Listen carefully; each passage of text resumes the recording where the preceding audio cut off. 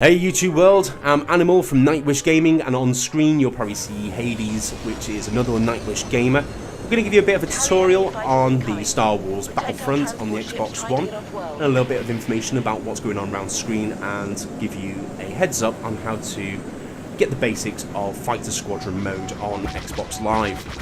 As you can see at the top, at the moment it's on about 2, and it's going to go up to 3 on the left hand side. On the right, just gone to 1.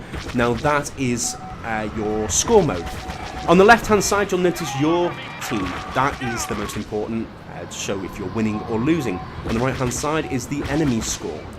So you know who needs to push a little bit harder in the team, or you want to fight that a little bit better within the game.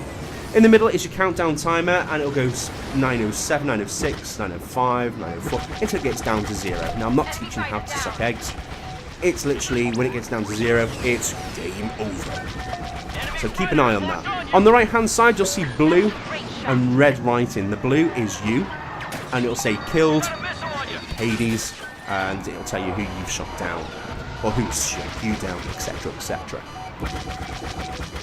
Bottom left hand side you'll notice a triangle with a circle wrapped around it and things spinning around quicker than a NASA astronaut.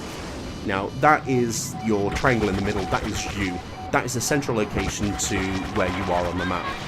There is a little sonar, so it will show you the direction that you're facing, and there will be dots going around it so you know where the enemy is. Pretty simple. Ooh, he just got shot down there, that's not good. Ouch. So as you can see, Hades has chosen X-Wing, probably one of the more versatile aircraft within Fighter Squadron.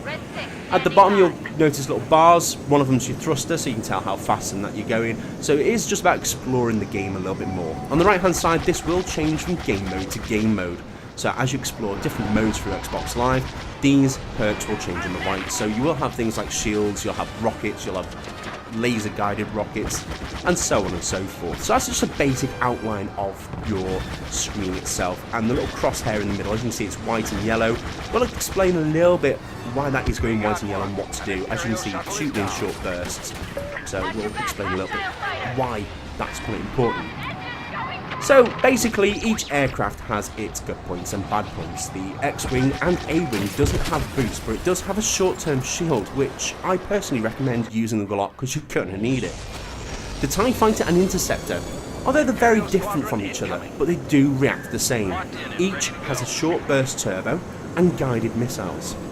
So it's worth flying around with that and exploring its weaponry and how it reacts and stuff like that.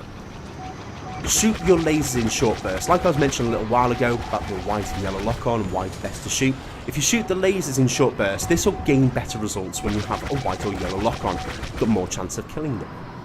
Use the evade D-pad buttons. You're probably going to need this one quite often, so believe me, when you've got people chasing you, you can evade quite easily, and we'll go into a little bit more about that in a few steps time.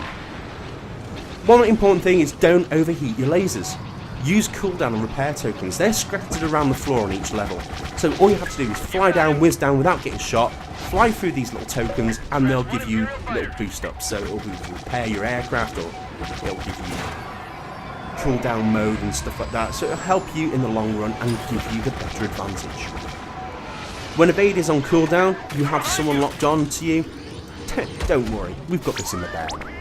Don't try flying up and over, or left and right. The easiest way to do it is do an underflip and ready yourself, as you'll often come up behind the person that has the lock-on, enabling you then to gain the lock-on, then annihilate them. Pretty simple.